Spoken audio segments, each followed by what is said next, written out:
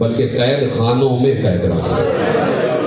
آپ نے ہائے کیا، یہی طریقہ ہے. قید خانوں میں قید رکھا گیا. کئی قید خانے بدلے گئے صرف یہ دیکھنے کے لیے کہ کون سب سے زیادہ ظلم کرتا ہے. ہائے کہتے رہو، ہائے کہتے رہو، کون سب سے زیادہ ظلم کرتا ہے. اور منادی یہ تھی کہ کوئی ملنے نہ آئے، کسی کو ملنے نہ دیا جائے. اس قیدی کو ایسے قید رکھو کہ اس کی خبر کسی کو نہ ہو، کسی کو نہ ہو. پوری حکومتی مشنری مشینری، پوری حکومت کی مشین اس بات پر لگا دی گئی کہ موسی کاظم کا کوئی نام نہ لے سکے، کوئی ان سے ملاقات نہ کر سکے. وجہ یہ تھی کہ سب کے دل کھینچے جاتے تھے، سب کے دل کھینچے جاتے. حسن ہے تو رسول والا، کردار ہے تو رسول والا، گفتار ہے تو رسول والا، رفتار ہے تو رسول والا. وہی چال، وہی چلن، وہی خوشبو، وہی گیسو، وہی پیشانی، وہی ابرو، وہی رخسار، وہی ریش مبارک، سب روئے رسول کی زیارت کرنے آتے تھے. تو حکومتوں کو خطرہ ہوا کہ کہیں ہمارے لیے یہ باعث خطر نہ ہو جائے، تو کہا قید کر کے لے آؤ. ہائے کسی نے کہا ہے ہائے، یہ ضروری تھا ہائے کہنا. اب میں بیان کروں کہ میں نے لفظ کہہ دیا قید کر کے لے آؤ، اور آپ نے سن لیا. سنے کہ کیسے قید کیا گیا. میرا مولا مسجد نبوی میں نماز پڑھ رہا تھا. اجرکم اللہ، اجرکم اللہ. میرا مولا مسجد نبوی میں نماز پڑھ رہا تھا.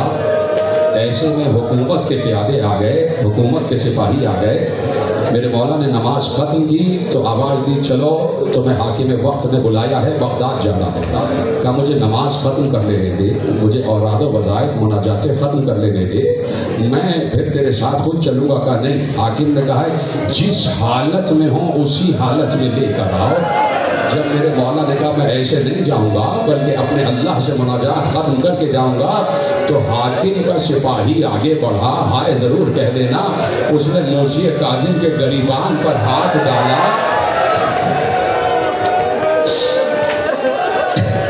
موسی کاظم کے گریبان پر ہاتھ ڈالا اور گھسیٹتا ہوا مسجد سے باہر لایا. میرا مولا موسی کاظم یہ کہہ رہا تھا ارے ظالم، مجھے بیٹیوں سے رخصت تو ہونے دے. بیٹیوں والے بیٹھے ہو تو گریہ کرتے جانا، ہائے کہتے جانا، ہائے کہتے جانا. میں بار بار کہتا ہوں کسی کو آنسو آتے ہیں نہیں آتے، انتظار نہ کرنا آنسوؤں کا، لیکن زبان جو تمہارے اختیار میں ہے نا تو کہتے جاؤ ہائے کاظم، ہائے کاظم، ہائے کاظم کہتے جاؤ. آواز گریہ بلند ہوتی جا. سنو میری ماں بہن کی آوازیں آ رہی ہیں، ان کا گریہ رکتا نہیں ہے. میری ماں بہنوں کا گریہ نہیں رکتا، ان کا گریہ مسلسل ہے. اس لیے کہ ان کو معلوم ہے کہ آج یہ صرف حمیدہ خاتون کو پرسہ دینے نہیں آئی بلکہ فاطمہ زہرا کو پرسہ دینے آئی، بلکہ بنت رسول کو پرسہ دینے آئی. اجرکم اللہ. گھسیٹتے ہوئے لے گئے. اور اس عالم میں تمہیں پتا ہے نا محلہ بنی ہاشم بالکل مسجد نبوی سے ملا ہوا ہے، اور گھر کے دروازے کے سامنے سے گھسیٹتے ہوئے لے گئے. بیٹے آگے بڑھے. مولا نے کہا رضا رب ہے رک جا. بیٹیاں دروازے پر آ گئیں، بیٹیاں دروازے پر آ گئیں. کچھ یاد آیا، کچھ یاد آیا. حسین کی رخصت یاد آئی، لیکن فرق ہے موسی کاظم کی رخصت میں اور حسین کی رخصت میں. میرا دل کہتا ہے کہ اس وقت موسی کاظم کو کربلا یاد آئی ہوگی کہ جس وقت موسی کاظم کو گھسیٹتے ہوئے لے جا رہے ہیں اور دروازے پہ موسی کاظم کی 4 برس کی بیٹی فاطمہ معصومہ قوم اور رو کر کہہ رہی ہے بابا کہ آخری بار مل کر نہ جاؤ گے، بابا مجھے آخری بار کلیجے سے لگا دو. لیکن ہائے زمانے کا ستم. میرے مولا نے سلام کیا، رخصت ہوئے. علی رضا کو دور سے کہا کہ میرے گھر کے نگہدار تم ہو. اسی عالم سے لے کر گئے، اسی عالم سے لے کر گئے اور جا کر بغداد میں پہلے اس مقام پر ٹھہرایا کہ جہاں فقیروں کو ٹھہرایا جاتا تھا، جہاں جو کم ترین کام کرنے والے ہوتے ہیں. اب میں وہ لفظ تو نہیں کہہ سکتا نا، ادب ہے. جہاں کم ترین کام کرنے والے ہوتے ہیں وہاں میرے مولا کو ٹھہرایا گیا. لیکن میرے مولا نے ہر عالم میں کہا سبح القدوس رب الملائکۃ والروح. کہا کہ کچھ بھی ہو جائے میں اس کی رضا پر راضی ہوں، میں اس کی رضا پر راضی ہوں۔ قید ہو گئے میرے مولا، 3 قید خانے بدلے گئے، صرف اس لیے بار بار قید خانے بدلے جاتے تھے کہ حاکم کو معلوم ہوتا تھا کہ یہ دربان زیادہ ظلم نہیں کر رہا، اس کو رحم آ گیا۔ بار بار پوچھتا تھا کہ رحم کیوں آیا؟ کہا یہ قیدی سوائے تسبیح کے، سوائے عبادت کے کچھ بولتا ہی نہیں، اس سے ہم کسی کو ملنے بھی نہیں دے رہے، اس سے تجھ کو کیا خطرہ ہو سکتا؟ دوسرے قید خانے میں ڈالا گیا، تیسرے قید خانے میں ڈالا گیا۔ چندی بن شاہی کے ملعون کا قید خانہ سب سے قبیح ترین قید خانہ تھا، سب سے ظالم ترین قید خانہ تھا۔ میں سن رہا ہوں میری مائی بہنوں کی آوازیں آ رہی ہیں، سنو گے وہ قید خانہ کیسا تھا؟ 70 سیڑھیاں اتر کے نیچے قید خانہ تھا، اور پہلے 1 منزل کا قید خانہ، پھر قید خانہ اور چھوٹا ہو گیا، پھر قید خانہ اور چھوٹا ہو گیا، تہ در تہ قید خانے تھے، قید خانے میں تہ خانہ، پھر تہ خانے میں قید خانہ، پھر قید خانے میں تہ خانہ، آخر میں ایسا تہ خانہ آیا کہ جہاں میرا مولا صرف رکوع کے عالم میں رہ سکتا تھا، دونوں طرف سے میرے مولا کے شانے دیواروں سے مس ہو رہے تھے۔ اسی عالم میں میرے مولا نے 10 برس گزار دیے۔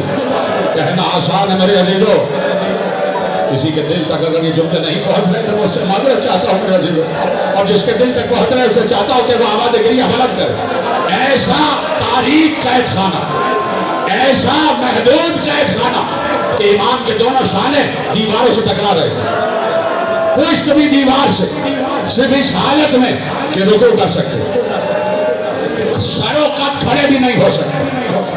کچھ لوگ ہیں کہ جن کو یاد آ گیا، جنہوں نے بغداد میں وہ قید خانہ دیکھا ہے، ابھی تو اس میں جالی لگا دی گئی ہے نا، لیکن زیارت کرنے والوں نے اصل قید خانے کی بھی زیارت کی ہے، اور جا جا کے اپنے سروں کو دیواروں سے مارا ہے کہ جب انہیں یاد آیا، ہائے میرا مولا موسی کاظم، ہائے کائنات کا تاجدار بادشاہ، ہائے ہماری حاجتوں کو پورا کرنے والا باب الحوائج، اس عالم میں رہا ہے، اس عالم میں رہا ہے۔ عجیب و غریب قید خانہ ہے میرے عزیزوں۔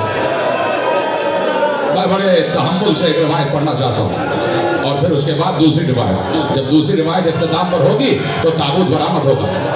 ہاں، بڑے حوصلے کے ساتھ سنتے جائیں، لیکن آہستہ آہستہ گریہ کرتے جائیں۔ میں بھی سینے پہ ہاتھ مار رہا ہوں، آپ بھی سینے پہ ہاتھ مار رہا ہوں۔ 3 دن ہو گئے میرے مولا کو زہر دیے ہوئے، میرا مولا 3 دن اسی قید خانے میں تڑپا ہے، جگر میں حرارت ہے، دھواں اٹھ رہا ہے، لیکن خدا کی قسم میں کسی مقام پر کہہ رہا تھا اور جملہ دہراتا ہوں کہ اگر کہیں کوئی زہر خورانی کر لے نا، کسی غذا میں فوڈ پوائزن ہو جاتا ہے نا کسی کو، تو فوراً گھر والے لے کے دوڑتے ہیں، ہاسپٹل لے کے جاتے ہیں، طبیب کو دکھاتے ہیں اور طبیب دوا دیتا ہے۔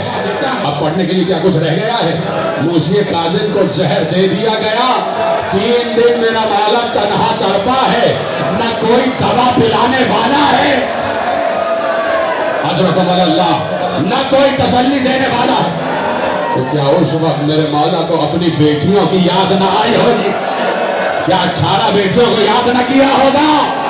باپ پر جب کوئی کلفت ہوتی ہے تو سب سے زیادہ بیٹی کو یاد کرتا، بیٹیاں باپ سے بڑی محبت کرتی، یاد کر رہا تھا میرا مولا موسی کاظم اپنی بیٹیوں کو، لیکن کوئی دوا پلانے والا نہیں، کوئی دوا پلانے والا نہیں۔ میں دیکھ رہا ہوں میرے نوجوان دوست کیسے گریہ کر رہے ہیں۔ خدا تمہاری جوانیوں کو سلامت رکھے، خدا تمہارے آنسوؤں کو رومان سیدہ میں جگہ عطا کرے، خدا تمہاری یہ آوازیں جنت البقیع تک پہنچ جائے، اور یقیناً پہنچ رہی ہے، اور پہنچانے کی ضرورت بھی نہیں ہے جب جنت البقیع والی بی بی خود پس پردہ بیٹھی ہو۔ گریہ کرتے رہنا میرے عزیزوں۔ 3 دن میرا مولا تڑپا، 3 دن تڑپا، ایسے میں بار بار حاکم نے سپاہی کو بھجوایا، دیکھو دم نکلا یا نہیں نکلا، قیدی مر گیا یا نہیں؟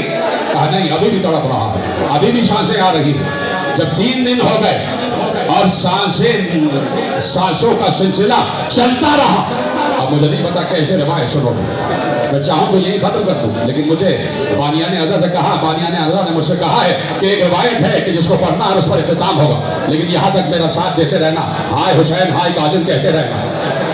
यकीनन बड़ी अजीब रिवायत पढ़ने जा रहा हूँ। मैंने परसों वादा किया था कि आज ये रिवायत पढ़ूंगा। मैंने एक रौजा खान से ये रिवायत सुनी है, रौजा खान से, और मौला के रौजा खान से, मौला के मसाइब पढ़ने वाले से।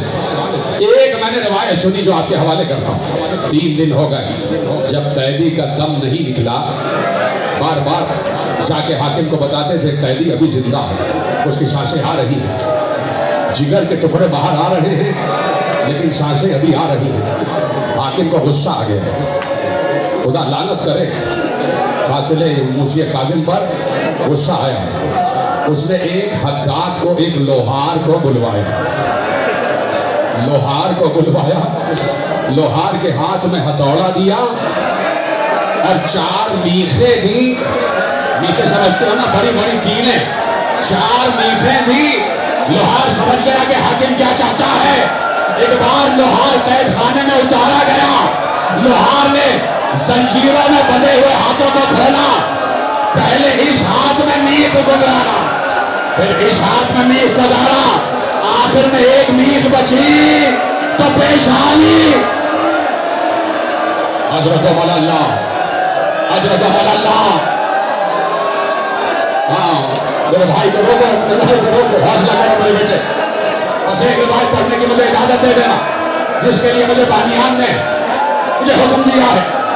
एक शख्स बगदाद में, अब्दुल्ला नाम का मौला का चाहने वाला, जब बहुत अरसा हो गया और मूसी काजिम की कोई खबर ना आई, मेरे अजीजों, जो जहां बैठा है वहां वहीं बैठा रहे। तो मैं चादर जहरा का वास्ता, इससे बड़ा वास्ता मैं नहीं दे सकता। क्या ये वास्ता भी नहीं मानेंगे आप? जो जहां बैठा है बैठा रहे। ठीक है, खड़े हो गए तो खड़े रह जाओ, लेकिन एक रिवायत सुन लेना, भाई खड़े खड़े रिवायत सुनना। अब्दुल्ला नामी एक मौला का चाहने वाला, बहुत अरसा हो गया मेरे मौला की कोई खबर ना आई। उसने कहा मैं मौला को तलाश करूंगा, मैं मौला को ढूंढूंगा।